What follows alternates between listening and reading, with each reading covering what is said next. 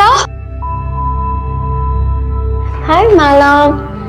पता है मैं आप ही का इंतजार कर रही थी। क्यों? क्योंकि आप बहुत प्यारी हो और मुझे आपसे बात करना बहुत पसंद है और आपको गुदगुदी भी। माला तुम फिर यहाँ आ गई मैम को डिस्टर्ब करने। सॉरी मैम, ये बहुत नॉटी है। मैंने इसको बोला था कि यहाँ मत आओ, पर ये मेरी बात ही नहीं सुनती है। इट्स ओके विधि, इतनी परेशान क्यों हो रही हो? पता है मुझे माला के साथ रहना, उससे बात करना बहुत अच्छा लगता है और इस बोरिंग से हॉस्पिटल में सिर्फ यही तो है जिसकी वजह से मैं यहाँ बार बार आती हूँ। देखा कितनी प्यारी हो। अभी चलो। Sorry ma'am. जया, माला तुम यहाँ हो? ओ विधि, पता ही नहीं चला कि ये कब स्टाफ रूम से निकल गई। पर आप आए क्यों? वो तुम सवेरे से बिना कुछ कहे चली आई ना, इसलिए बहुत उदास थी और तुमसे मिलने के लिए जिद कर रही थी। मैं बिल्कुल ठीक हूँ बेटा, मेरी चिंता मत करो, ठीक है? माँ, इसको घर लेके जाओ, मैं थोड़ी देर में आती हूँ। ठीक है, आ जाओ। Bye bye.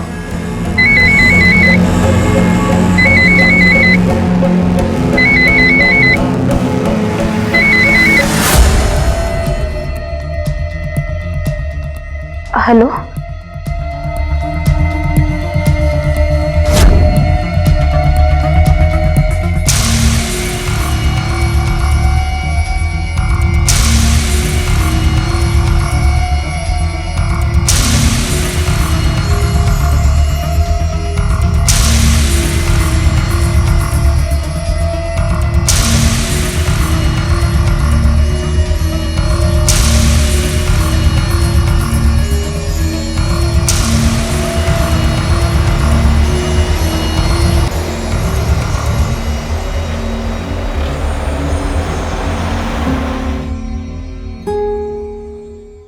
जल्दी चलो, लेट हो जाएंगे फिर।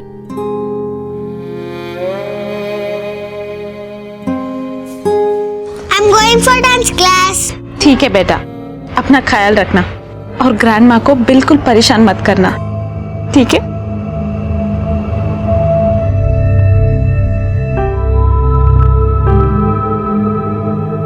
क्या बात है विधि, कुछ परेशान लग रही हो? कुछ नहीं माँ, आप जाइए, आप लोग लेट हो जाओगे। ठीक है, हम चलते हैं। Love you, Mama. Bye. Love you too. आओ।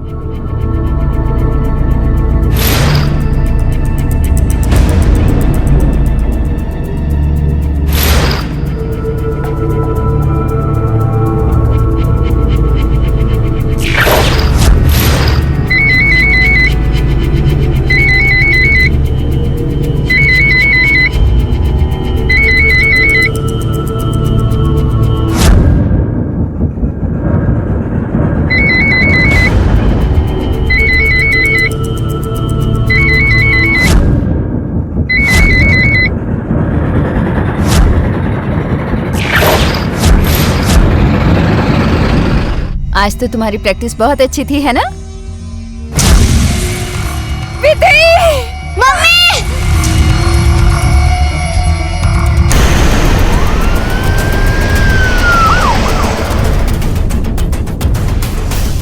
मैम क्लियरली सुसाइड का केस लग रहा है। एक बार पोस्टमार्टम रिपोर्ट आ जाए, पता चल जाएगा।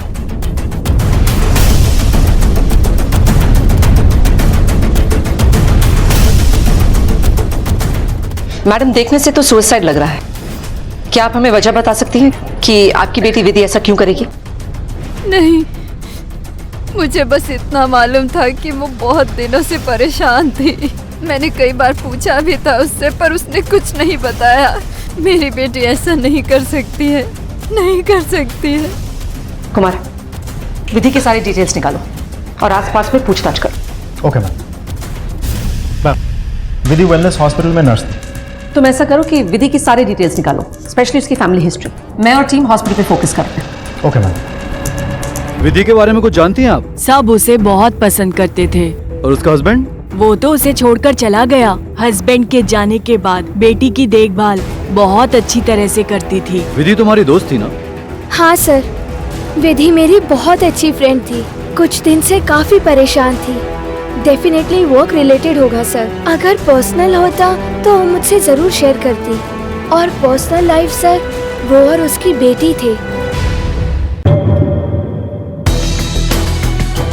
एक्सक्यूज मी, डॉक्टर सुदाना का ऑफिस का है?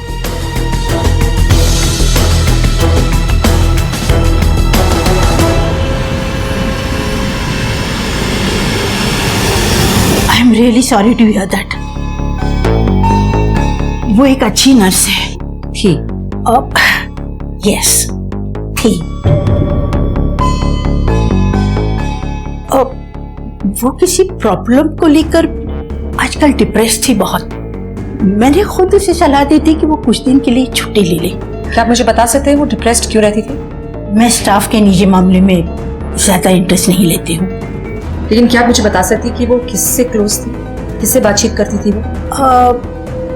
अक्सर वो नर्सिंग स्टाफ और इंटर्न के साथ मिक्स होती थी।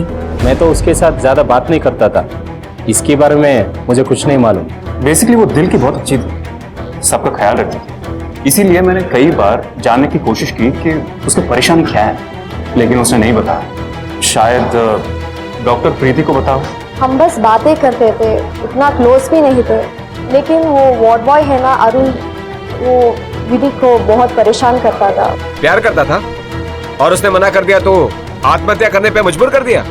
क्या बात कर रहे हैं सर, मुझे इसके बारे में कुछ नहीं पता। मैं तो शादीशुदा आदमी सर, मेरे उससे कुछ लेना देना नहीं था सर। आपके हर केसेस में विधि आपको असिस्ट करती थी ना? जी। आपने कभी नोटिस नहीं किया कि वो क्यों डिप्रेस थी या क्यों इतना परेशान रहती थी? एक्चुअली इतने कॉम्प्लिकेटेड केसेस में बिजी रहता हूँ कि ऑनेस्टली मैं ध्यान ही नहीं दिया। वैसे भी मेरा मानना है कि हॉस्पिटल में जितना फॉर्मल हो उतना बेटर है। ज्यादा दोस्ती यारी काम पर बुरा असर पड़ता है। मैम, पूछताछ के बाद तो अरुण ही मेन सस्पेक्ट लग रहा है। एक काम करो, तुम उस वार्ड बॉय अरुण के कॉल रिकॉर्ड्स निकालो जल्दी, ठीक है?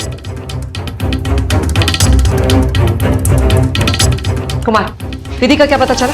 मैम, विधि के फ्रेंड्स और पड़ोसियों से बात हुई, सब उसकी बहुत तारीफ कर रहे हैं।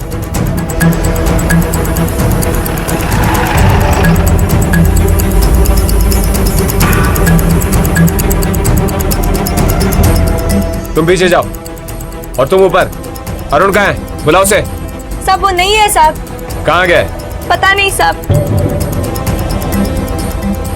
सर मिले आ रहे साहब, अंदर कोई नहीं सर। क्या तुम जानती थी उसके और विधि के बीच नर्स है, उसी हॉस्पिटल में काम करती थी। अरुण ने उसे काफी तंग किया। पता नहीं साहब, जहाँ भी जाते हैं हर जगह पे कोई ना कोई कांड कर ही देता है। उसकी वजह से सब कुछ छोड़ के फिर से नई जगह पे जाना पड़ता है साहब।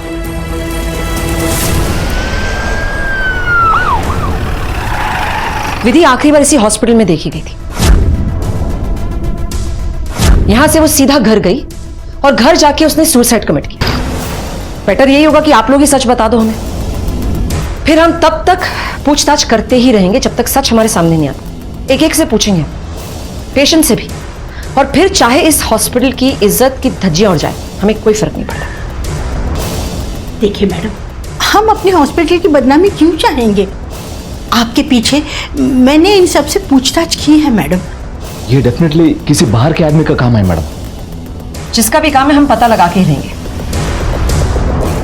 बंद करना पड़ेगा हॉस्पिटल।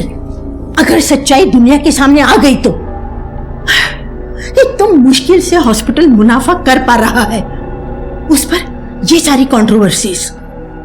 डॉक्टर हेगड़े, आप अपनी तरफ से स्टाफ और इंटर्न्स पे नजर रखिए, उन्हें कंट्रोल में रखिए। जरा सी लापरवाही और सब खत्म। जानता हूँ मैडम। क्या हम सभी पेशेंट से पूछताछ करेंगे? कोई चॉइस नहीं है राव। देखा नहीं तुमने, जैसे एक सवाल पूछने पर कोई एक ही जवाब दे रहा था। ये लोग तो मुंह खोलने से रहे, इसलिए पेशेंट से बात करनी ही पड़ेगी, स्पेशली डिस्चार्ज पेशेंट से। एक काम करो, सबका एड्रेस फाइंड आउट करो और उनसे बात करो। Yes ma'am. मैडम,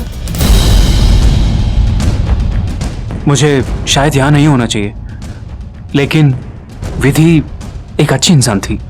मैं ये नहीं जानता हूँ कि इस बात का ताल्लुक उसके डेथ के साथ है या नहीं, लेकिन मैं जानता हूँ कि उसका अफेयर किसके साथ था।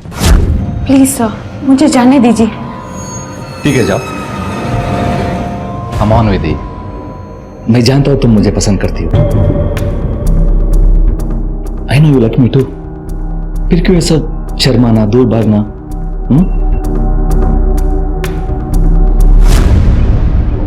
आप एक रेस्पेक्टेबल डॉक्टर को इस तरह कैसे? हम तुम्हारे प्रोफेशन पे सवाल नहीं उठा रहे, तुम्हारे कैरेक्टर पे सवाल उठा रहे। हमें पता है तुम्हारे और विधि के अफेयर के बारे में।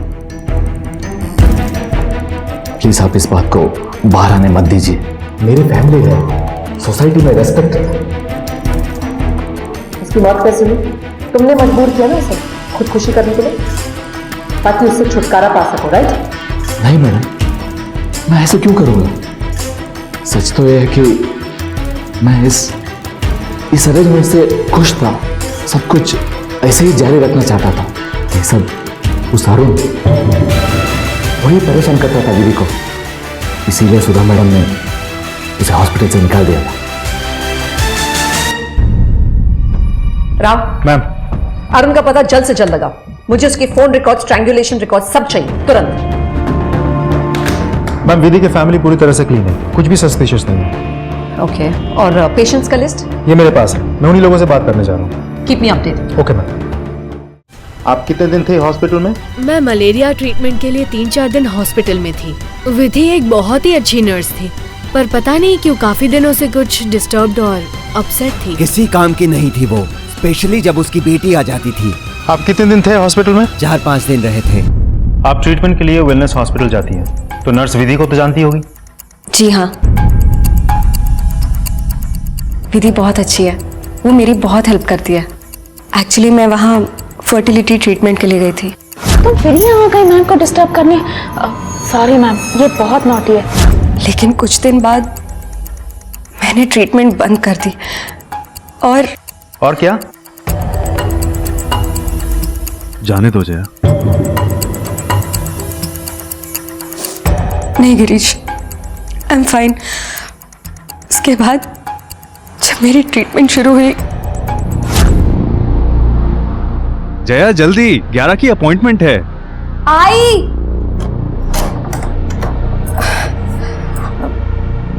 चाबी ली आपने? हाँ ली। बाय अप्पा। अम्मा बंदे 1 निमिष। प्रसाद तो ले लो पहले। अच्छी खबर लेके आना, 4 साल हो गए अब तो। अम्मा चले? चलो।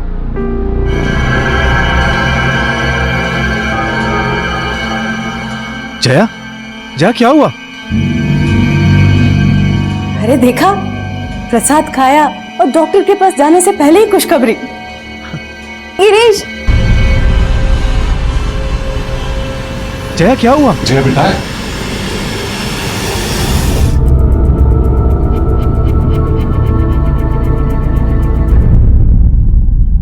It's a case of lung cancer.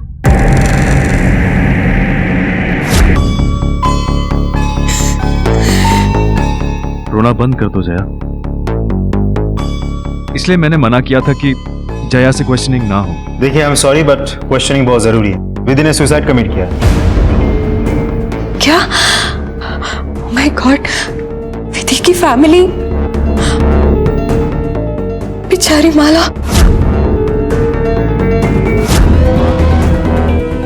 क्या पिछले कुछ दिनों में आपने विधि के बिहेवियर में कुछ चेंजेस देखे हैं? जरा डिटेल में बताएंगे, आप लास्ट कब गए थी टेस्ट के लिए? हेवी डोज है, but everything is going on smoothly. कोई टेंशन लेने की जरूरत नहीं है, कल तक होश आ जाएगा। We have our interns working 24/7 here in shifts. Doctor Tarun को तो आप जानते ही है। ये है doctor Preeti. Any help, anything, you can always call them. Don't worry, हम यहाँ पर हैं। वैसे भी जया मैम काफी स्ट्रांग है, जल्दी रिकवर हो जाएंगी।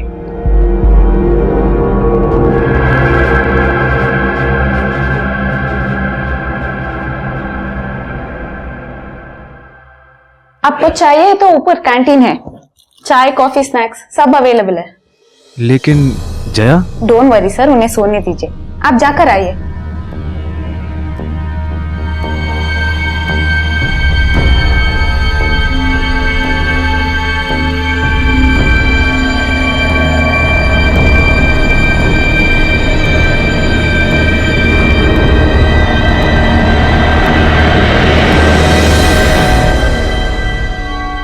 This is not looking good.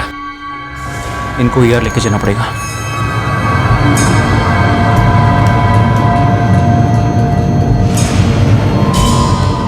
Preeti, doctor Hegde को बुलाइए, इट्स वेरी अर्जेंट। क्या हो रहा है ये? Is she all right? Preeti, prepare the ER fast. कोई बताएगा मुझे? Is she all right?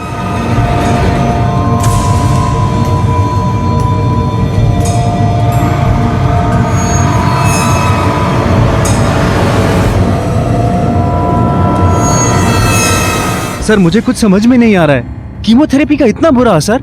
आपने तो कहा था कि साइड इफेक्ट्स भी नहीं होंगे। Please calm down mister Girish. आपको क्या लगता है ये कोई मैथमेटिक्स या अकाउंटेंसी का प्रॉब्लम है जहां 2 + 2 = 4 ही होगा? हर बॉडी, हर पेशेंट एक एक दवा, एक एक ट्रीटमेंट को अलग तरीके से रिस्पॉन्ड करता है मिस्टर राय। मैं क्या कोई ये प्रेडिक्ट नहीं कर सकता कि एग्जैक्टली क्या होगा।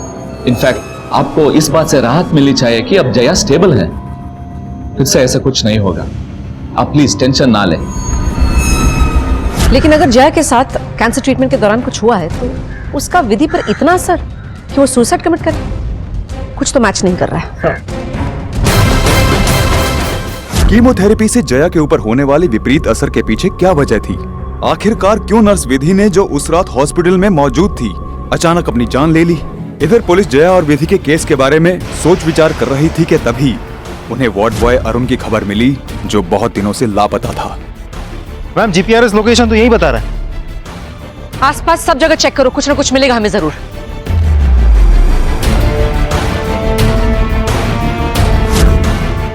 मैम ये देखिए,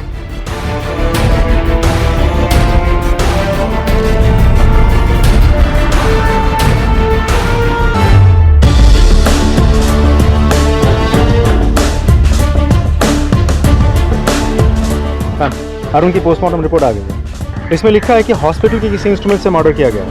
वहाँ मेडिकल रेसिड्यू के ट्रेसेस भी मिले हैं। तो ये बात 100% कंफर्म्ड है कि हॉस्पिटल में से ही कोई इन्वॉल्व है। मुझे तुरंत इन्फॉर्मेशन चाहिए कि अरुण की मर्डर के वक्त कौन कौन कहाँ था। मुझे ऐसा लग रहा है कि विधि की सुसाइड से अरुण के मर्डर का जरूर कोई कनेक्शन। तो ये बात साफ है, या तो हॉस्पिटल का कोई स्टाफ मेंबर या कोई पेशेंट हमसे कोई बहुत बड़ी बात छुपा रहा है। I need information immediately. Okay ma'am. आइए बैठिए please. Ma'am Girish Rai, she is my wife Jaya राय।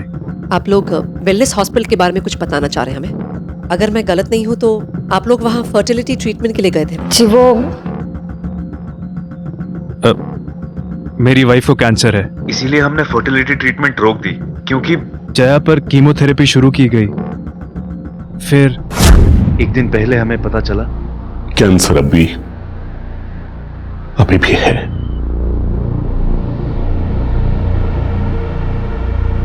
लेकिन खुशखबरी ये है कि तुम माँ बनने वाली हो, मैं दादी बनने वाली हूँ।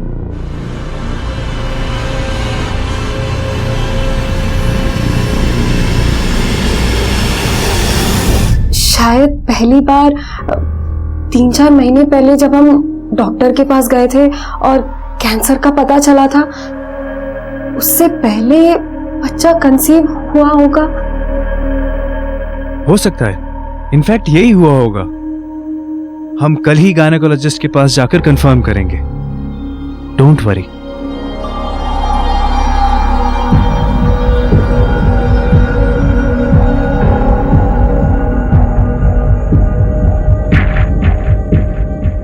कॉन्ग्रेचुलेशंस, आप करीबन 2 मंथ्स प्रेग्नेंट हैं।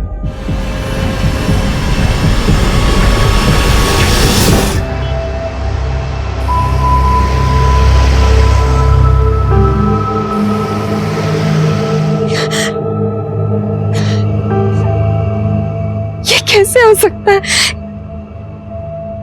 कैसे? संभालो जया। मैं घर और हॉस्पिटल के सिवाय और कहीं नहीं गई गिरीश। मैं तुम्हें कैसे यकीन दिलाऊं कि मैं किसी और के साथ। ये कैसी बातें कर रही हो? इधर आओ, बैठो। मैंने कोई तुमसे सफाई मांगी, तुम पर शक किया? प्लीज, तुम्हें कुछ प्रूव करने की जरूरत नहीं है। I trust you. मैं pregnant? How is it possible? एक ही पॉसिबिलिटी हो सकती है। जब तुम हॉस्पिटल में थी बेहोश, तभी किसी ने तुम्हारी बेहोशी का फायदा उठाकर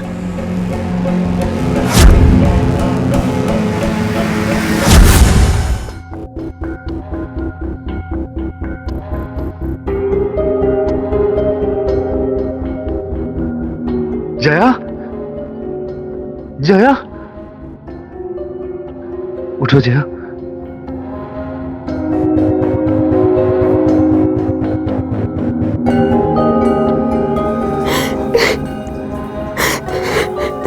रोना मत जया, इसमें तुम्हारी कोई गलती नहीं है। हम उस रेपिस्ट को नहीं छोड़ेंगे जया, जरूर सजा दिलवाएंगे।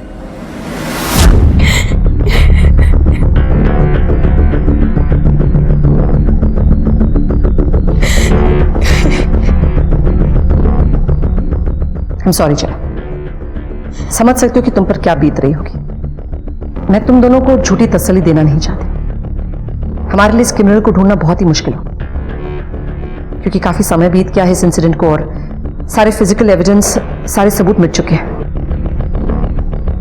स्टिल हम अपनी पूरी कोशिश करेंगे। Will try our best.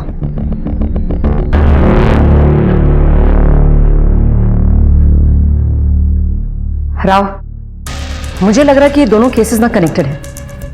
Jaya के साथ हुआ बलात्कार और विधि की आत्महत्या, और इन दोनों केसेस का अरुण की मर्डर के साथ कुछ कनेक्शन है।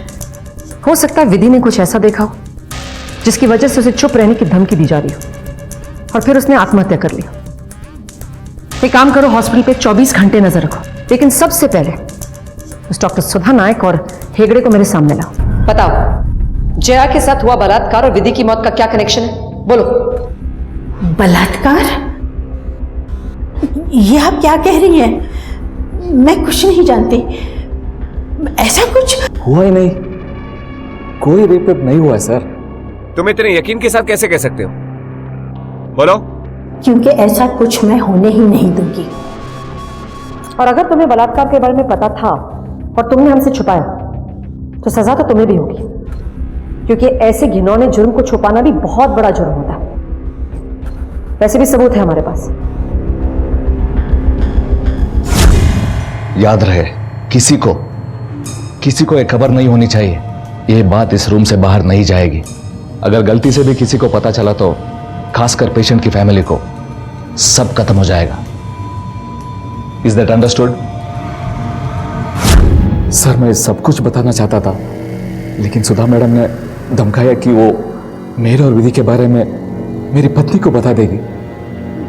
मेरे पास और कोई चारा नहीं था। आप तो जानते हैं एक हॉस्पिटल को चलाना कितना मुश्किल होता है, खास करके एक औरत के लिए।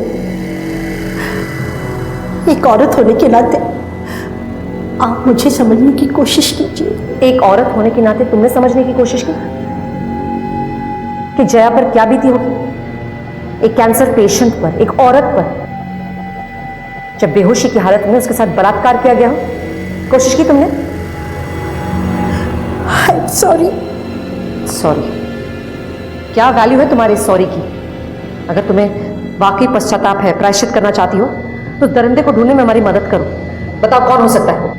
अरुण ने ही किया होगा सर। विधि को ना पाने से वो फ्रस्ट्रेटेड था।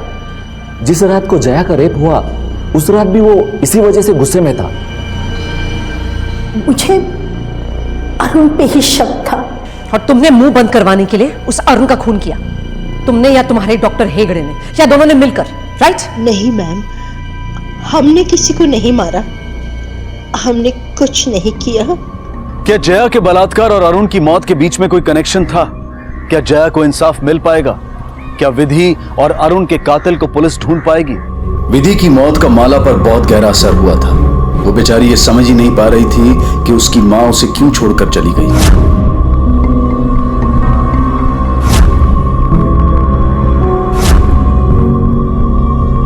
इधर गिरीश अपनी पूरी कोशिश कर रहा था कि वो जया को खुश रखे ताकि वो उस हादसे को भूल जाए और अपनी जिंदगी को फिर से नॉर्मल तरीके से जिए। पुलिस अपनी पूरी कोशिश कर रही थी कि वो दोनों के गुनहगारों को जल्द ढूंढ ले। मैम, डॉक्टर हेगड़े और डॉक्टर सुधा के कॉल रिकॉर्ड से पता चला है कि वो लोग उस जगह पर नहीं थे जहां उनका मर्डर हुआ है। उनके एलिबी भी है। लेकिन इसका मतलब ये नहीं है कि वो इस केस से कनेक्टेड नहीं है। हो सकता है उन्होंने किसी को हायर किया हो अपनी तरफ से ये काम करने के लिए, या दूसरा ये हो सकता है कि रेपिस्ट को पता चल गया कि अरुण ने उसे देख लिया, इसलिए उसने अरुण का मर्डर कर दिया। हो ना हो, ये तीनों केसेस ना रेप से ही कनेक्टेड है, क्योंकि शुरुआत हुई है रेप से, उसके बाद सुसाइड, उसके बाद मर्डर।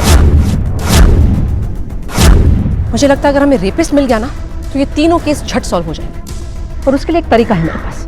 हॉस्पिटल के सारे मेल स्टाफ, मेल पेशेंट्स, सबके डीएनए सैंपल्स चाहिए मुझे, ताकि जया के होने वाले बच्चे के डीएनए सैंपल के साथ हम उसे मैच कर सकें। तुम ऐसा करो, तुम अरुण के बारे में पता लगाओ, उसके सारे डिटेल्स चाहिए मुझे, किससे मिलता था वो, उसके दुश्मन कौन कौन थे, वगैरह वगैरह। तब तक मैं इन दोनों केसेस को जोड़ने की कोशिश करूँ। ओके। क्या हुआ?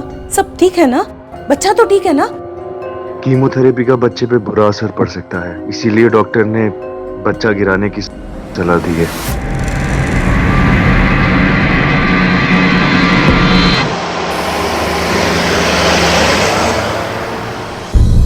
जया रेडी? मैं कोशिश करूंगी कि तुम्हें बिल्कुल दर्द ना हो। Okay, relax.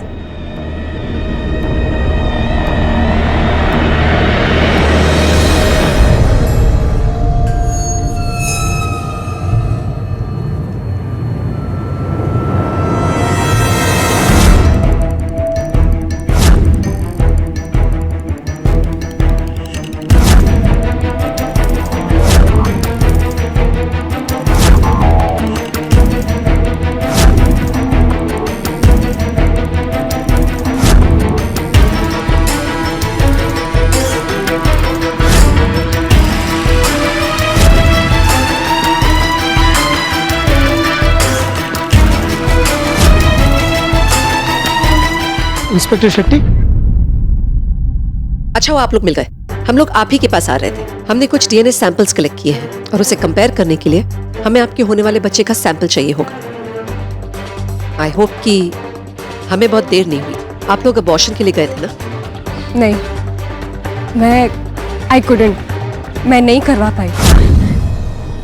नहीं, मैं ये नहीं कर सकती, मुझसे ये नहीं होगा।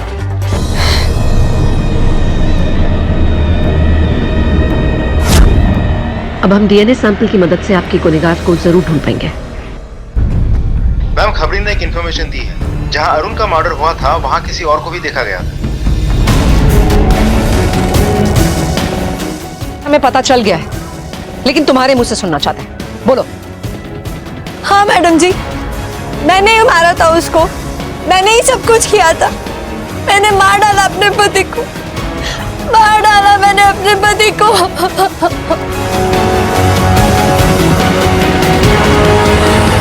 मेरी जिंदगी खराब कर दी थी उसने।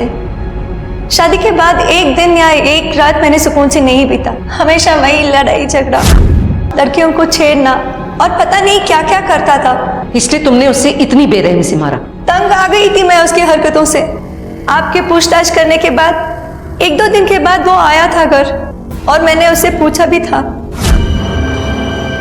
रुको, कौन सा कांड करके आए हो? किस लड़की को छेड़ा है तुमने? मैं कुछ नहीं किया यार। क्या कुछ नहीं किया है? अगर कुछ नहीं किया तो पुलिस बार बार घर क्यों आ रही है? मुझे पता नहीं। क्या पता नहीं? अब किस लड़की को छेड़ के आए हो और कौन सा नया कांड किया है? अरुण की पत्नी ने अपना गुनाह कबूल कर लिया था, पर अब भी ये पता लगाना बाकी था कि जया का बलात्कार किसने किया था और विधि की आत्महत्या की वजह क्या थी। पुलिस को अब डीएनए रिपोर्ट्स के आने का इंतजार था। DNA test report madam. कुछ मैच हुआ? जी मैडम।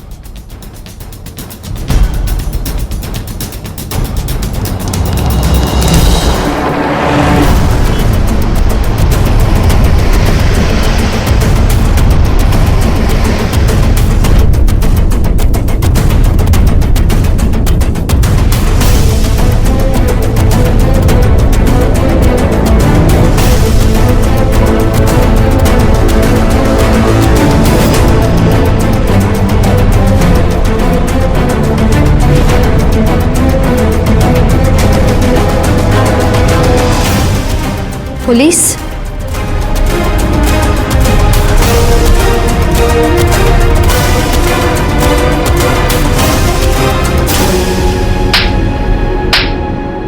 बता, मुंह खोलने को तैयार है या फिर? मैंने क्या किया?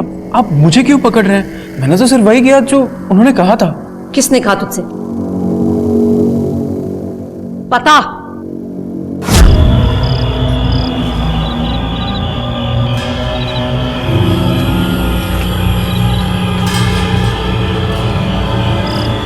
मुझे यहाँ क्यों बुलाया?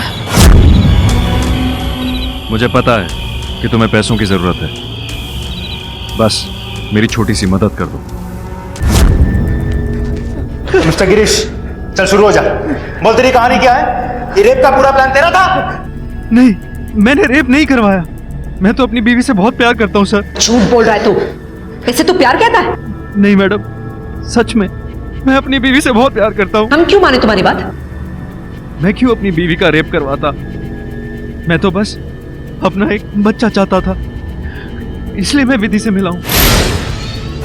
मुझे यहाँ क्यों बुलाया? मुझे पता है कि तुम्हें पैसों की जरूरत है, बस मेरी छोटी सी मदद कर दो। मुझे कुछ ही दिन पहले पता चला है कि प्रॉब्लम मुझ में है, जिसकी वजह से मैं कभी बाप नहीं बन सकता हूँ। फिर मैंने सोचा कि जया तो माँ बन सकती है ना, इसलिए मैं आपसे मदद मांगने आया। जया तुम्हारे हॉस्पिटल में फर्टिलिटी ट्रीटमेंट के लिए आती है। तुम्हें मौका देकर उसका आर्टिफिशियल इंसेमिनेशन करना होगा, ताकि जया प्रेग्नेंट हो जाए और मेरी कमजोरी किसी को ना पता चले। प्लीज हेल्प मी।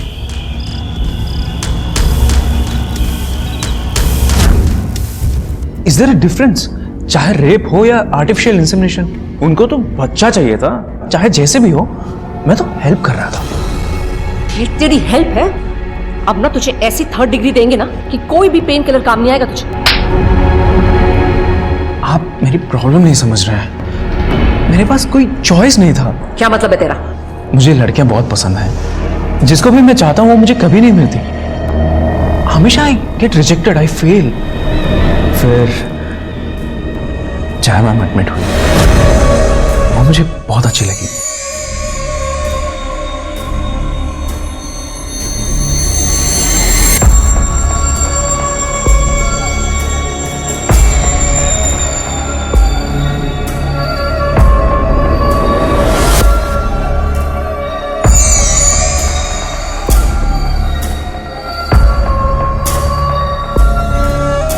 फिर एक दिन विधि आई, उनको आर्टिफिशियल इंसेमिनेशन करवाना था जया मैम का। जैसे मुझे पता चला कि जया को कैंसर है। It's a case of lung cancer. मैं तुरंत ये प्लान कैंसिल करवाना चाहता था। मैंने विधि को फोन भी किया, उसने मेरा कॉल पिक भी नहीं किया। मुझे मौका मिल गया अपना प्यार जताने का।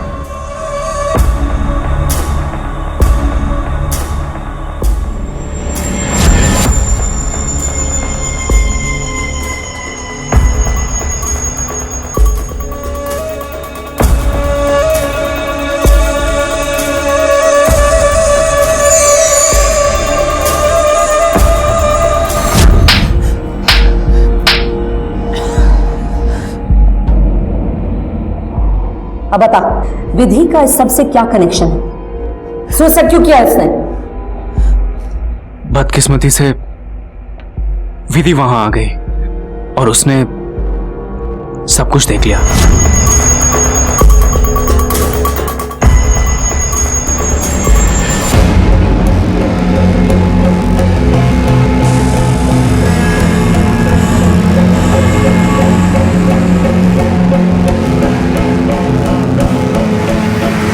लेकिन रेप होने के बाद उसने मुझे कॉल किया।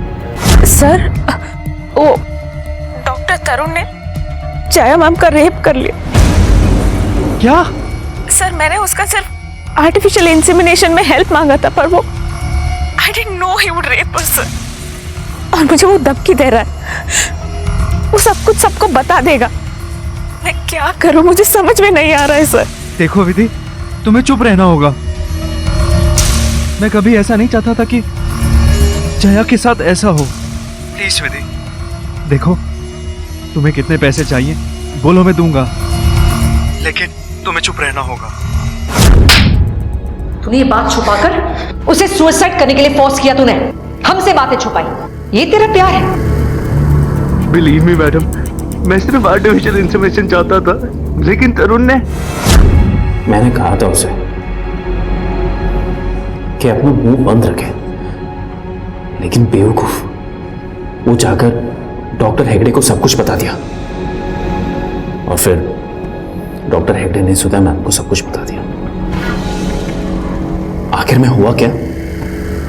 वही जो मैंने बताया था, सबने मिलकर विधि का ही मुंह बंद कर दिया और सारे मामले को दबा दिया। जब उन्हें विधि से खतरा महसूस हुआ, तब उन्होंने धमकी दे देकर उसे सुसाइड करने पर मजबूर कर दिया, और मैं बच गया। बच गए थे, अब तुम जैसे दरिंदे को ऐसी सजा मिलेगी ना कि जिंदगी भर तुम जेल की सलाखों के पीछे रहोगे। अपनी कमजोरी छुपाने के लिए इतना बड़ा नाटक क्यों गिरीश, क्यों? मुझसे एक बार बात तो कर लेते, शायद हम कुछ कर पाते, लेकिन तुमने तो। आई एम सॉरी जया, मुझे नहीं पता था कि ऐसा कुछ होगा। बच्चा तो मैं भी चाहती थी, लेकिन ऐसे। मैं तुम्हें सिर्फ खुश देखना चाहता था जया। बस गिरीश, मुझे तुम्हारी और कोई बात नहीं सुननी। Jaya, I am sorry. लगभग हर विवाहित जोड़े को बच्चे की चाह होती है, और ये स्वाभाविक भी है। हर कोई चाहता है कि उसका परिवार आगे बढ़े, खुशियां दुगनी हो जाएं, लेकिन ये चाहत इतनी ना बढ़ जाए कि उसके लिए झूठ और फरेब और जुर्म का सहारा लेना पड़े। गिरीश की चाहत की वजह से कई जिंदगियां बर्बाद हो गईं, और अब गिरीश और जया अपनी बिखरी हुई जिंदगी को समेटने की कोशिश में जुट गए हैं। वेलनेस हॉस्पिटल के डीन और डॉक्टर्स जो इस केस से जुड़े थे, उन सभी को सस्पेंड कर दिया गया और उन्हें सजा भी हुई। डॉक्टर तरुण को और अरुण की पत्नी को उम्र कैद की सजा हुई। अब मैं अनूप सोनी आपसे विदा लेता हूं, फिर मुलाकात होगी अगले एपिसोड में एक और चौंका देने वाले केस के साथ। तब तक अपना और अपने परिवार का ख्याल रखें और देखते रहें क्राइम पेट्रोल डायल 100। सबक एक को सीख हम सबको। जय हिंद।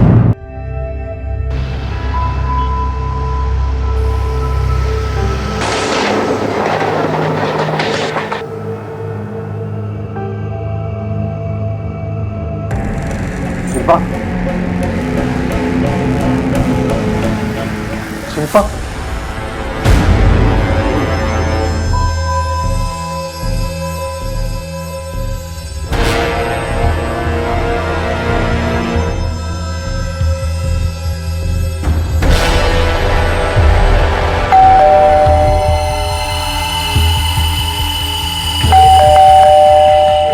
डॉक्टर प्लीज मेरे साथ जल्दी चलिए घर में। वो शिल्पा ना जमीन पे गिर गई, उसको कुछ हो गया। आता प्लीज चलिए।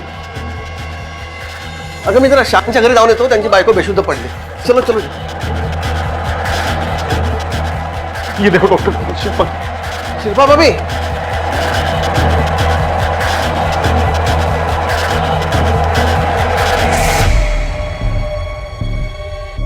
क्या? शशांक, ये बेहोश नहीं हुई है, ये तो मर गई है।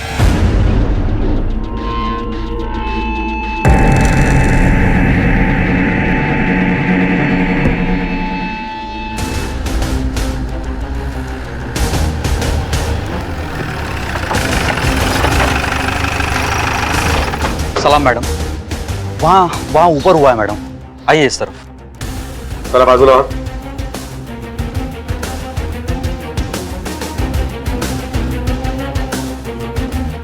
ये डेड बॉडी सबसे पहले किसने देखी? मैंने देखी। आप? मैं शशांक शाह, इनका पति। मैंने आपको फोन किया था मैडम। जब आपने देखा था तब जिंदा थी? पता नहीं मैडम, मैं जब घर पे आया तो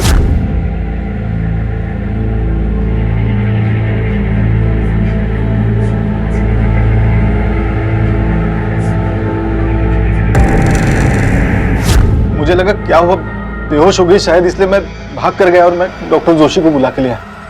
डॉक्टर जोशी? यस मैडम, मैं हूँ डॉक्टर जोशी। जब मैंने इनको चेक किया तो मैंने देखा कि इनके गर्दन के पीछे स्वेलिंग, शायद फिसल के गिरी हो और उसके वजह से उनको एक चोट लगी। शायद मौत की वजह ये चोट ही है मैडम। पाटिल, फिंगरप्रिंट एक्सपर्ट को बुलाओ। Okay ma'am. आप सब लोग बाहर रुकिए जरा।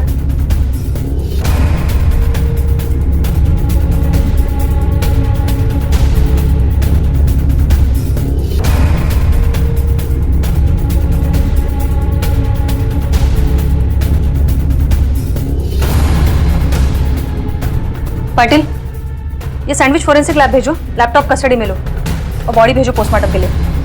Okay ma'am.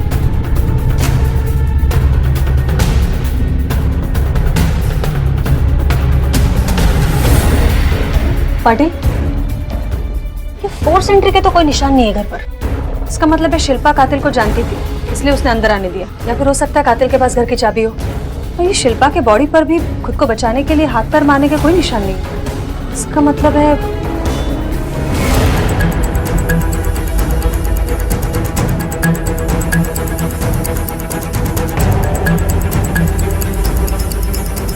पाटिल, ये शिल्पा कुछ देर पहले लैपटॉप पर किसी से चैट कर रही और थोड़ी देर बाद उसका पति घर पे आया था।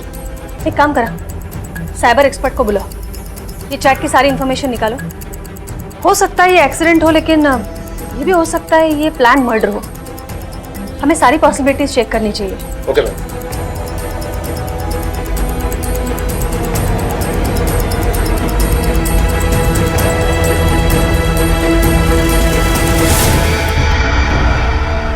चलो हटिए।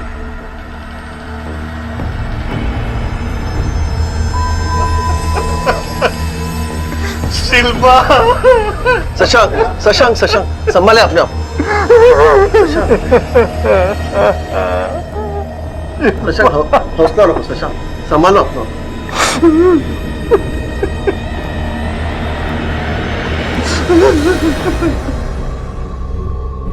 शिल्पा की मौत में हादसा और कत्ल दोनों की ही संभावना थी और पुलिस को इन्हीं संभावना को जांचते हुए इनमें से किसी एक नतीजे पर आगे पहुंचना था। अगर यह हादसा था तो काम के वक्त ऑफिस में होने की बजाय शशांक घर पर क्यों मौजूद था? शिल्पा की गर्दन पर सूजन क्यों थी?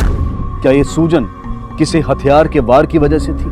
और अगर यह कत्ल था तो इस कत्ल का मकसद किसके पास था और क्या था? घर के दरवाजे पर जबरदस्ती दाखिल होने के कोई निशान नहीं थे। शिल्पा की डेड बॉडी के पास एक लैपटॉप था जिस पर एक चैट विंडो खुली हुई थी। क्या लैपटॉप पर की गई इस अधूरी चैट में कोई राज छिपा था? मैडम, ये जो शिल्पा है ron_for_you से बने आईडी के साथ चैट कर रही थी। किस बात पे चैट कर रहे थे? चैट नहीं कर रहे थे, लोग झगड़ा कर रहे थे। ये जो सेकंड विंडो है वो ron_for_you का है। देखिए। नहीं मैडम, मैसेज से कुछ पता नहीं चल रहा है झगड़ा किस बात पे हो रहा था, पर एक बात जरूर है, ये ron_for_you के पास शिल्पा की कोई कमजोरी थी जिसे शिल्पा रिकवर करके डिस्ट्रॉय करना चाहती थी। जरा प्रीवियस मैसेजेस चेक करो, हो सकता है किसी बात का जिक्र किया हो।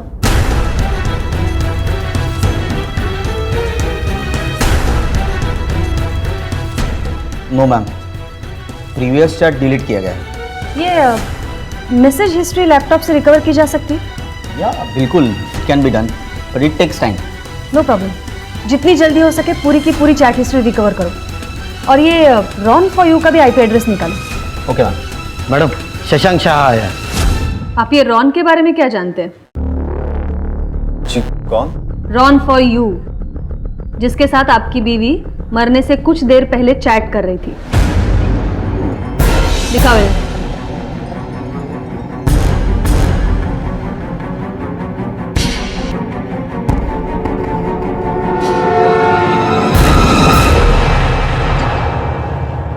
नहीं पता।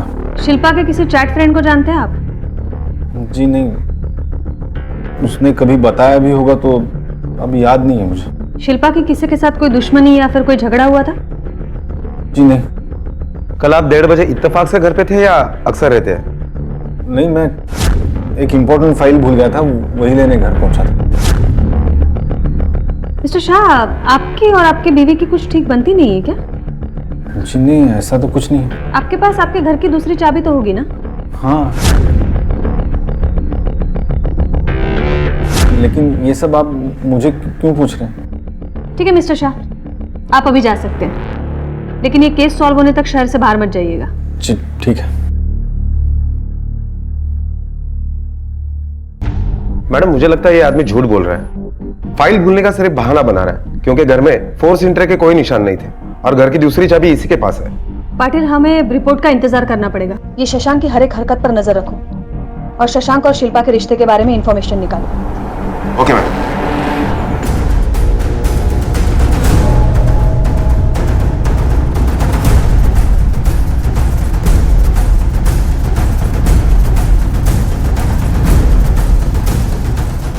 चल तुझसे कुछ बात करनी।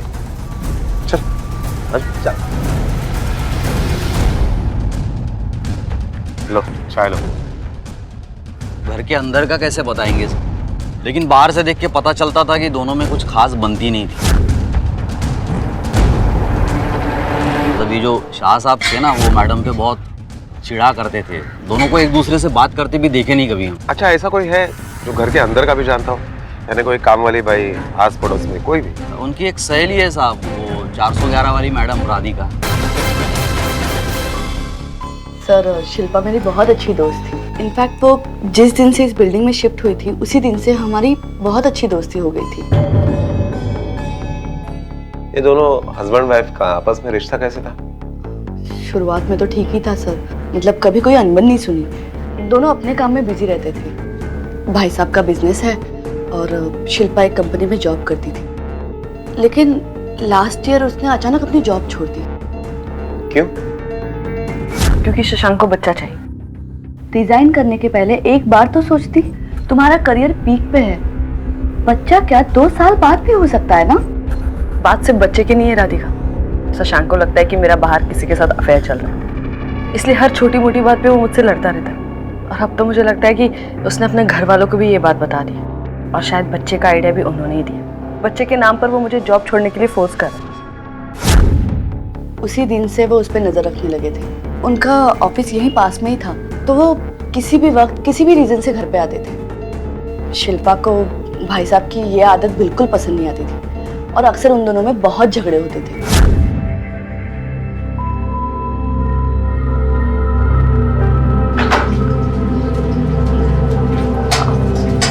भाई साहब आप आज जल्दी आ गए। हाँ, आज ही नहीं, ये रोज ऐसे बीच में घर आ जाते हैं मुझ पे नजर रखने के लिए। जाके पूरा घर अच्छे से छान मारो, कोई आदमी नहीं है घर में।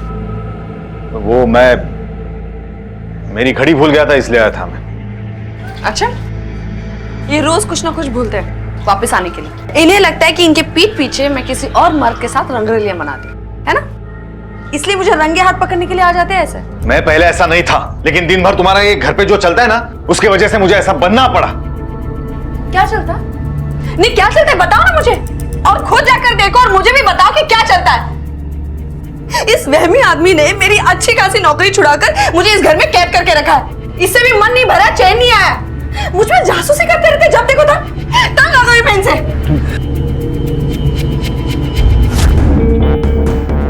क्या शिल्पा का किसी के साथ अफेयर चल रहा था? सर वो तो पता नहीं। शशांक के झगड़े का मेन रीजन था शिल्पा की ऑनलाइन फ्रेंडशिप। बेचारी घर में दिन भर अकेली होती थी, बैठे बैठे उसे ऑनलाइन चैटिंग की आदत लग गई थी। हमेशा लैपटॉप के सामने ही बैठी रहती थी। मैम, ये रॉन फॉर यू का आईपी एड्रेस और ये लोकेशन है।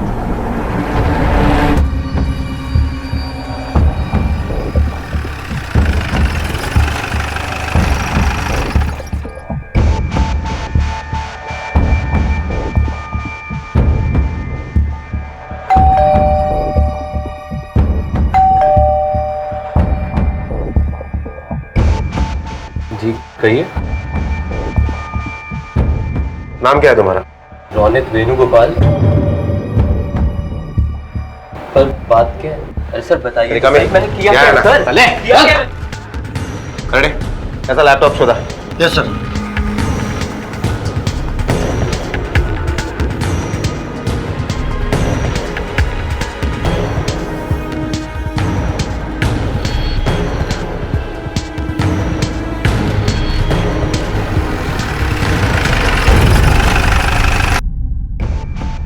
सर मैं नहीं जानता ये औरत कौन है। अगर इस औरत को जानते नहीं हो तो उसकी चैट विंडो पे तुम्हारा आईडी और फोटो कहाँ से आया?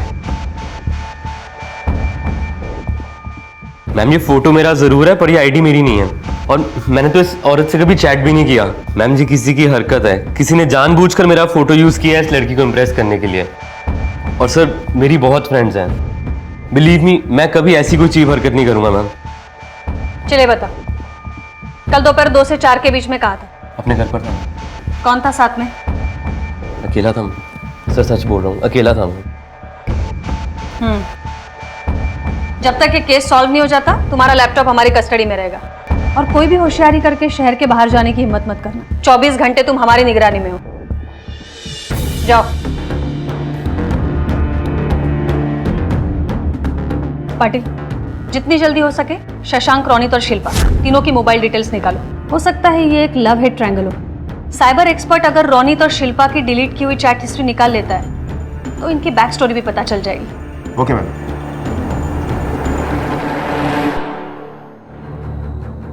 मैडम शिल्पा ने जो चैट हिस्ट्री डिलीट की थी उसको हम लोगों ने काफ़ी हद तक रिकवरी कर ली है। ये पेन ड्राइव पे मैंने कॉपी करके आपको दे दी। और रोनित के लैपटॉप की chat history? Ma'am it will take some time. Shilpa और रोनित के बीच हुई चैट हिस्ट्री से साफ जाहिर था कि ये एक एक्स्ट्रा मैरिटल अफेयर का मामला था और ये बात भी साबित हो चुकी थी कि शशांक को शिल्पा के किसी के साथ अफेयर होने का शक था। ये सारे तथ्य इस बात की ओर इशारा कर रहे थे कि शिल्पा के कत्ल के पीछे शशांक या रोनित दोनों में से किसी एक का हाथ था। पाटिल, हमारा शक सही निकला है। ये एक्स्ट्रा मैरिटल अफेयर का ही केस है। एटलीस्ट ये रोनित और शिल्पा की चैट तो इसी तरफ इशारा करती है। हाँ मैडम, और शशांक के मामले में भी हमारा शक सही निकला है। ये शशांक जितने मासूम बनने की कोशिश कर रहा है उतना वो है नहीं। हो सकता है शिल्पा का रोनित या किसी और के साथ अफेयर चल रहा होगा और उसकी भनक शशांक को लग गई। उस दिन जो हमारे सामने वो कर रहा था वो सब कुछ नाटक था। ये तीनों के कॉल रिकॉर्ड से कुछ हाथ लगा है क्या? नहीं मैडम, शशांक और शिल्पा के बीच में एक दूसरे को कॉल किए गए हैं, लेकिन शिल्पा और रोनित के बीच में एक भी कॉल किया गया नहीं। एक काम करो, ये शशांक को उठाओ। देख, हमें पता है तेरा और तेरे बीवी का ठीक से बनता नहीं है। तुझे शक है उस पे, इसलिए तू ये बैग भूलने के बहाने लेकर घर पे पहुंच जाता है उसे रंगे हाथ पकड़ने के लिए। और 7 मई को तेरी मुराद पूरी हुई। जब घर पहुंचा तो कौन था उसके साथ? बोल। नहीं, मैं सच कह रहा हूँ। मुझे उस पर शक था, लेकिन उसकी वजह उसका बिहेवियर था। पाटिल, ऐसा नहीं बोलेगा ये, इससे बुलवाना पड़ेगा। निकालो इसकी मासूमियत, निकालो। आप सुनो सर, मैंने कुछ नहीं किया। सर नहीं, मैं सच कह रहा हूँ सर। पाटिल, कोई भी इंसान अपनी बीवी को इसलिए नहीं मारेगा कि वो चैट करती है या फिर ऑनलाइन फ्लर्ट करती है। पाटिल, ये शशांक अगर ऑफिस से आया था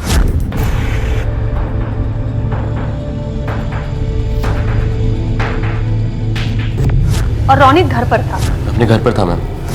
दोनों में से कोई तो झूठ बोल रहा है। कोई तो था वहां पर।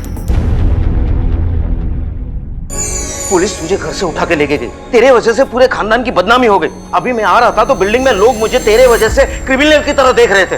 क्या क्या तूने? पुलिस तुझे क्यों उठा के लेके गई? बोल। पुलिस तेरा लैपटॉप क्यों लेके गई और तुझे क्यों उठवाया? कितनी बार बोलूं पापा, कुछ भी नहीं किया मैंने। तुझे सब पता है, तू जानबूझ के सच नहीं बोल रहा। देख, एक दिन तेरे वजह से हम सब फंसेंगे।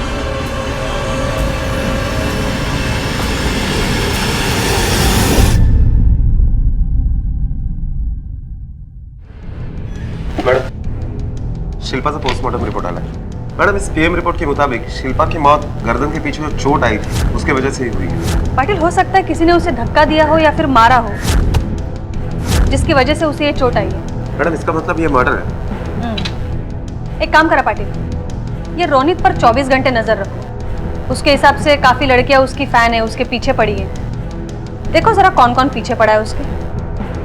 हो सकता है ये पीछे वाला ही हमें आगे का रास्ता दिखाएगा।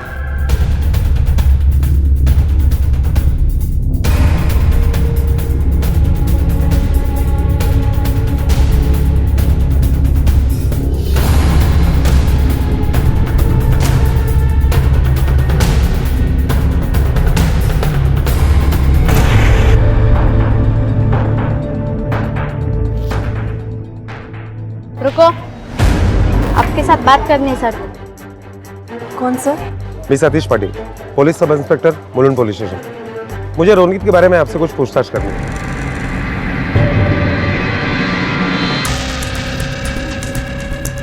मैडम ये देखिए, ये रोनित ने 4 अकाउंट खोल के रखे हैं सोशल मीडिया पे और चारों का इस्तेमाल करता है औरतों से बात करने के लिए। और एक बार चैट रिकवरी हो जाए ना तो हमें पता चल जाएगा कि ये औरतों के साथ क्या कॉन्वर्सेशन करता है। ये रोनित जिन औरतों से चैट करता है उन सब की जितनी ज्यादा और जितनी जल्दी हो सके इंफॉर्मेशन निकालो।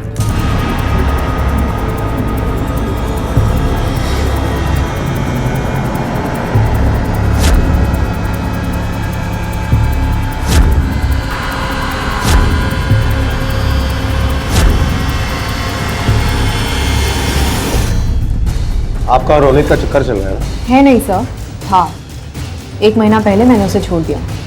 Now he is my ex. छोड़ा क्यों? ऐसे ही। कुछ तो रीजन होगा। हाँ रीजन है। क्या? वो जैसा दिखता है वैसा है नहीं। मतलब?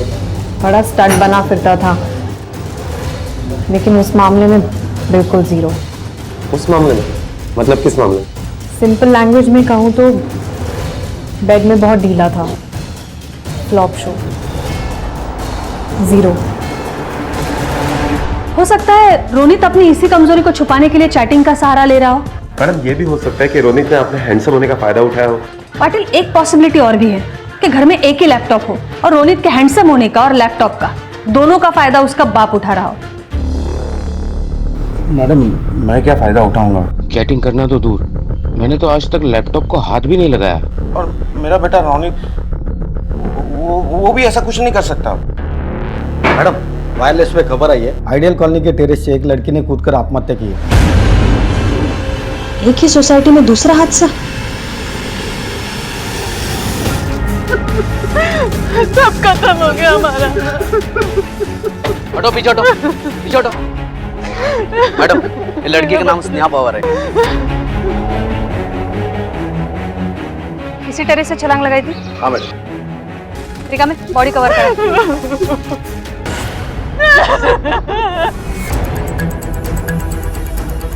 पाटिल फिंगरप्रिंट एक्सपर्ट को बुलाओ और लड़की ने जहाँ से छलांग लगाई थी वहाँ देखो कुछ फिंगरप्रिंट्स मिलते हैं क्या।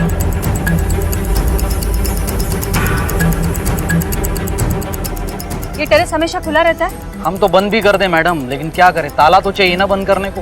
अब कितनी बार तो हम अपने उस चेयरमैन साहब को बोले हैं कि ताला ला कर दो, मानते ही नहीं है बात को। देखिए ऐसी घटना घट गई, अब जाके अकल आएगी इनकी।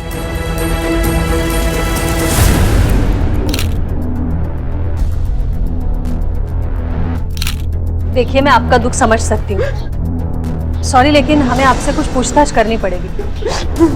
आपके घर में कुछ प्रॉब्लम थी जिसकी वजह से आपके बेटी ने ये कदम उठाया? कोई प्रॉब्लम नहीं थी मैम, बल्कि हम सब लोग खुश थे क्योंकि स्नेहा की शादी होने वाली थी। मुझे तो समझ में ही नहीं आ रहा कि इसने ऐसा क्यों किया। हो सकता है ये उसके शादी से जुड़ा हुआ हो। नहीं ऐसा कुछ भी नहीं था, उल्टा वो तो खुश थे कि उसकी शादी हो रही है।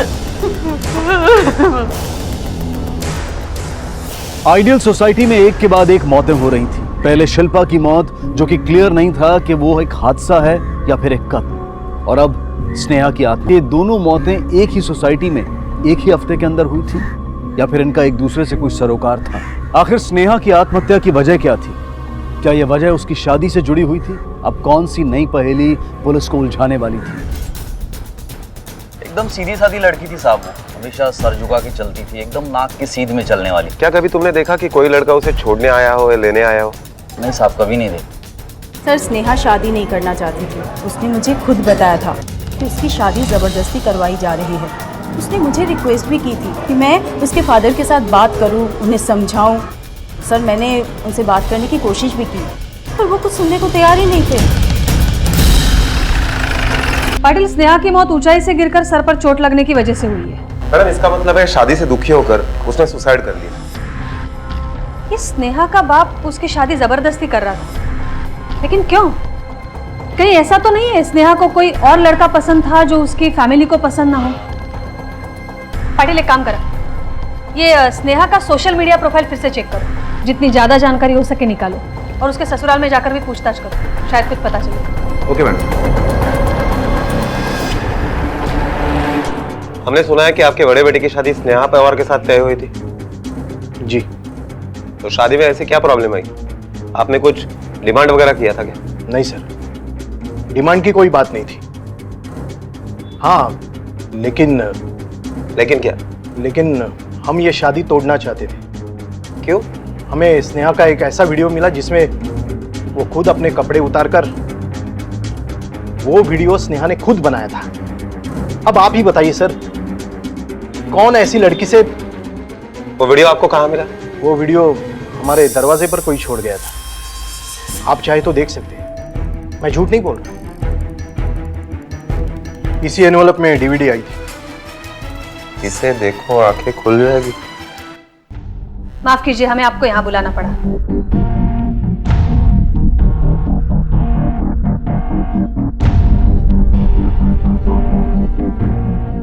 स्नेहा के इस वीडियो के बारे में आप जानते हैं?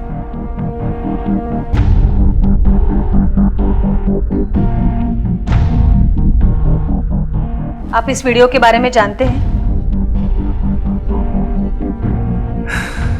हाँ, कुछ हफ्ते पहले स्नेहा का लैपटॉप खराब हुआ था। स्नेहा कॉलेज गई थी तो मैंने सोचा वो लैपटॉप ठीक करवाऊं, इसलिए मैंने एक कंप्यूटर मैकेनिक को घर में बुलाया था। पता नहीं इसे क्या हो गया है, जरा चेक करके बताओ। जी मैं देखता हूं। मैकेनिक लैपटॉप चेक कर रहा था, मैं किचन में चाय बनाने गया और बाद में मैंने वापस आकर देखा तो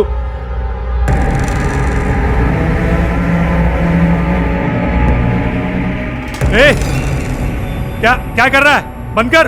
अरे सर, मैंने कुछ नहीं किया, ये वीडियो पहले से ही लैपटॉप में था। ठीक है, लैपटॉप ठीक हो गया ना?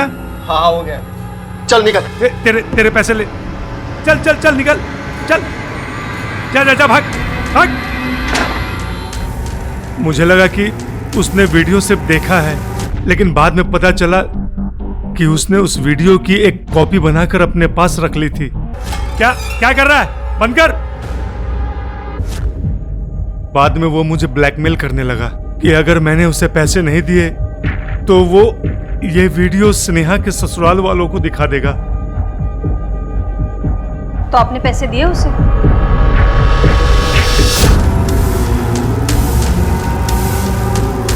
गिन ले, पूरे 50,000 हैं। और प्लीज अब वो वीडियो डिलीट कर दे, मेरी बेटी की जिंदगी का सवाल है। अरे तेरे बेटी की जिंदगी इतनी सस्ती थोड़ी ना है, कम से कम 50 तो और बनते हैं। उसके बाद तो मैं खुद को भी नहीं बोलूंगा कि ऐसा कोई वीडियो था भी। ठीक है? स्नेहा की एक गलती ने मुझे पूरी तरह फंसा दिया था। मेरी इज्जत एक 2 कौड़ी के आदमी के हाथ में थी।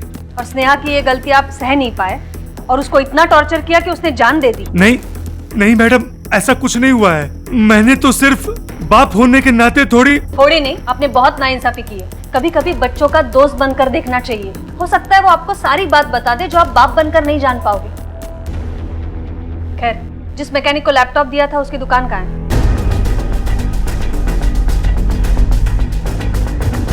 जय कनोडिया तुम्हारे यहाँ काम करता है ना? बुलाओ उसे। हाँ साहब, लेकिन वो तो 3 दिन पहले गाँव गया है। उसका मोबाइल नंबर है? नंबर दो उसका। हाँ साहब। जैसे ही वो आता है मुझे इस नंबर पर इन्फॉर्म कर देना। और हाँ, हम यहाँ आए थे, उसे पता नहीं लगना चाहिए। मैम ये देखिए, रोनित के लैपटॉप से हम लोगों ने और कुछ इंफॉर्मेशन रिकवर की है। यहाँ देखिए, ये वीडियो रोनित के लैपटॉप पे कैसे आया? Let me check. मैम ये स्नेहा के आईपी एड्रेस से सेंड किया गया है। पिछले 5 महीने से ये दोनों एक दूसरे से ऑनलाइन चैटिंग कर रहे थे।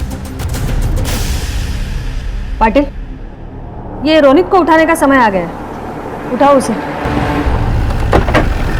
रिका में शिल्पा का जिस दिन खून हुआ था यही था ना उसके साथ? नहीं मैडम, मैं इस आदमी को नहीं जानता। बीवी पे शक करते हो और उसके चैट फ्रेंड को नहीं जानते? ये रोनित है, यानी रॉन फॉर यू, जो तुम्हारे बीवी से चैट करता था। सर मैं भी इस आदमी को नहीं जानता हूँ। पता तो तुझे सब है, लेकिन बोलेगा नहीं तू। बहुत शौक है ना तुझे लड़कियों से चैट करने का? चल बोला भी, स्नेहा का वीडियो तेरे लैपटॉप में कैसे आया? मैम मैंने वो वीडियो आज तक नहीं देखा, मुझे तो ये भी नहीं पता वो मेरे लैपटॉप में था। ये दोनों ऐसे नहीं बोलेंगे। खाना पीना बंद करो इनका। जब तक बोलते नहीं है बिठा के रखो।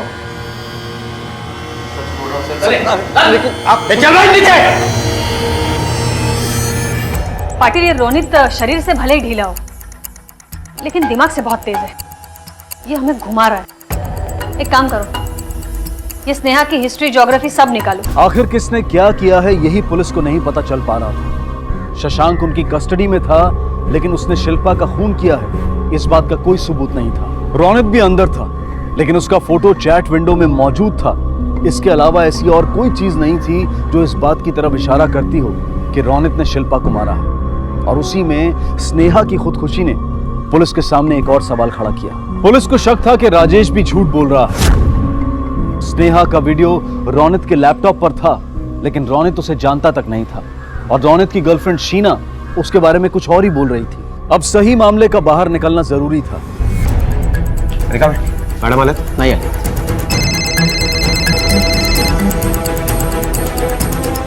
हेलो, एक काम करो, उसे बातों में उलझा कर रखना, कहीं जाने मत देना। हम अभी पहुंचते हैं। रिका मैंने मिलवा निघायचं आपल्याला। अरे साहब, काय को मेरे को 2 घंटे से रुका के रखा है? तब तक 2-4 कंप्यूटर तो रिपेयर हो जाते थे। अब तुझे कुछ रिपेयर करने की जरूरत नहीं है, बल्कि हम ही तेरे कुछ पार्ट रिपेयर करवाएंगे। सर्विसिंग का टाइम हो गया तेरे। चल क्या है? अरे साहब, पर मैंने किया क्या है? अरे चल चल। सर बताता हूँ। सर, स्नेहा के वीडियो के नाम पे मैंने उनसे पैसे मांगे थे। उसके बाप ने मुझे 50 की दूसरी किस्त जब नहीं दी तो मैंने उसका वीडियो डीवीडी में कॉपी करके उसके ससुराल वालों के दरवाजे पे रख दिया था। बस मैंने और कुछ नहीं किया साहब। मैं सच बोल रहा हूँ, मैंने नहीं मारा उसको। और किस किस को दिखाया वीडियो? मैंने वीडियो किसी को नहीं दिया था। हाँ, बस एक बार आइडियल कॉलोनी के वॉचमैन को मैंने वो दिखाया था।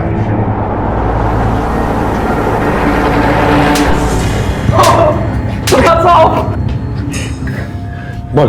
बता दें साहब, सच बता दें। वो स्नेहा मैडम का वीडियो हमको जय बताया था साहब।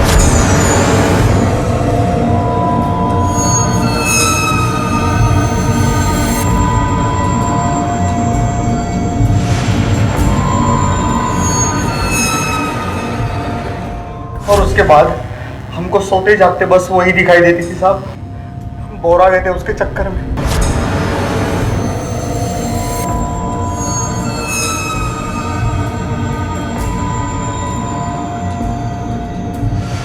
अब हमको लगा कि जब वो खुद ही अपना फोटो ऐसा निकाली है तो हमको मना नहीं करेगी। उसको क्या लाज शर्म।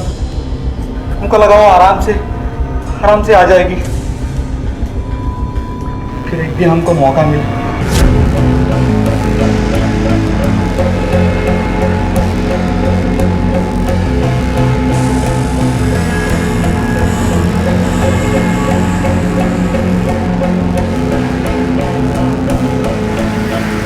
अरे कहाँ मरने जा रही है मैडम? हैं? अरे जाते जाते थोड़ा ठंडक हमको ही पहुंचा के जाओ। सुनो सुनो, बहुत न्यारे हैं हम। तुम माँ कसम खुश कर दो आज। हैं? तेरे जैसे आदमी को सड़क पर चलती हर लड़की तेरे बाप का माल लगती है ना। तुम लोग इस हवस के चक्कर में एक पल में जिंदगी को मौत में बदल देते हो। तेरा इलाज तो अभी यहाँ पे होगा। स्नेहा की मौत जो दरअसल एक आत्महत्या लग रही थी वो असल में कत्ल था। उसकी गुत्थी सुलझ चुकी थी लेकिन शिल्पा के केस में पुलिस को अब भी किसी उम्मीद का इंतजार था। रौनित और शशांक दोनों पुलिस कस्टडी में थे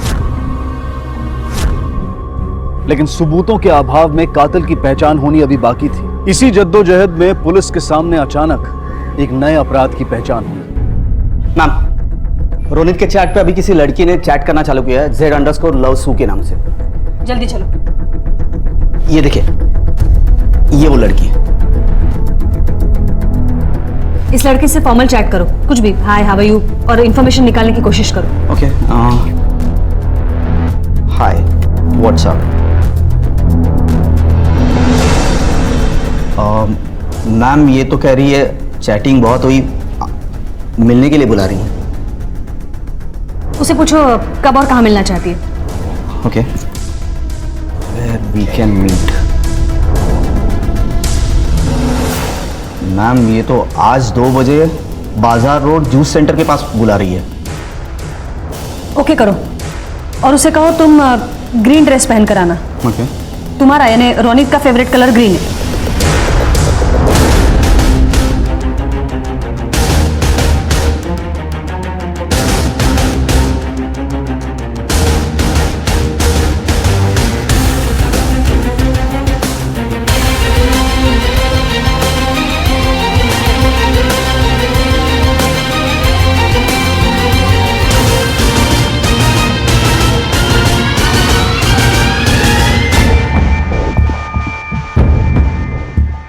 घेऊन येताल आतमध्ये।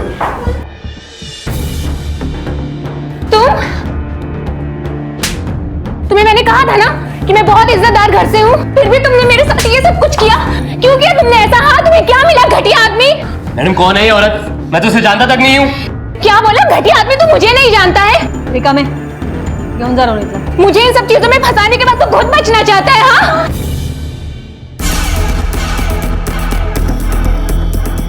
आप इतने इज्जतदार घर से फिर भी ऐसे घटिया इंसान के चक्कर में पड़ी क्यों? अपनी मजबूरी की वजह से मैडम। कैसी मजबूरी?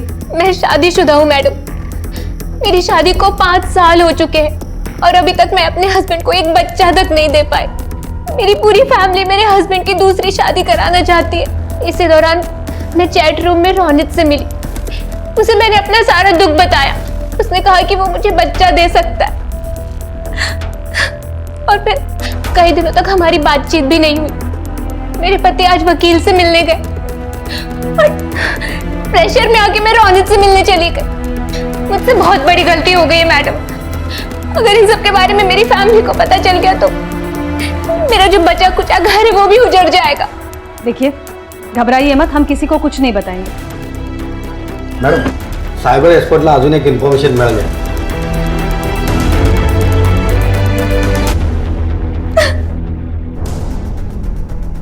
मैडम ये देखिए, रोनी के आईडी से ये चैट शुरू हुई थी और अचानक से बंद हो गई। और एक बात मैडम, हम लोगों ने जो डिलीटेड चैट हिस्ट्री रिकवर की है उसमें से हम लोगों को एक न्यूड फोटो मिली। तो शिल्पा है। इसका मतलब है रोनित ने वाकई इसके साथ। एक मिनट, रोनित अभी हमारी कस्टडी में है और उसका लैपटॉप भी हमारे पास है, तो ये चैट कहाँ से शुरू हुई है? नहीं मैम, ये चैट लैपटॉप से नहीं, मोबाइल से शुरू हुई। उसका IMEI नंबर मिलेगा?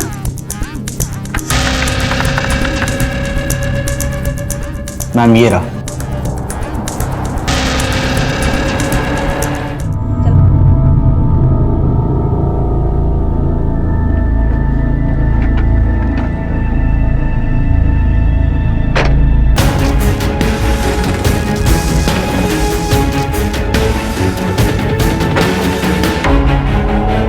क्या बात, बहुत जल्दी में हो? जी मैं वो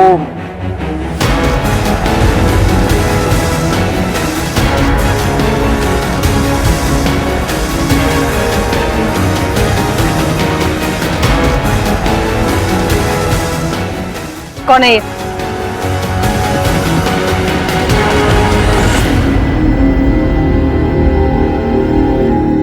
ये मेरा छोटा बेटा है, हॉस्टल में रहता है।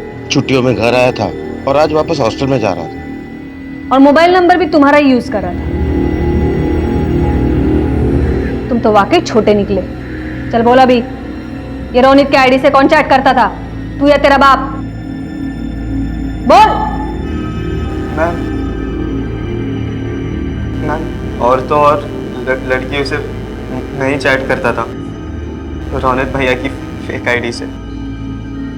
मैम रोनित भैया की पर्सनालिटी इतनी अच्छी थी कि सारी लड़कियां उनसे ही बात करती थी, मुझसे कोई बात ही नहीं करती। तभी मुझे ये आइडिया आया था।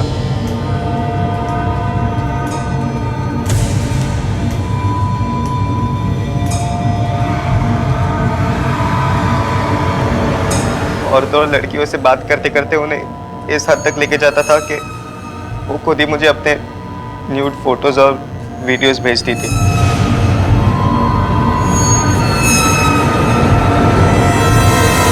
आई स्वेयर मैंने कभी उन फोटोज और वीडियोस को सेव नहीं किया। मैं बस उसे देखकर सारे डिलीट कर देता था।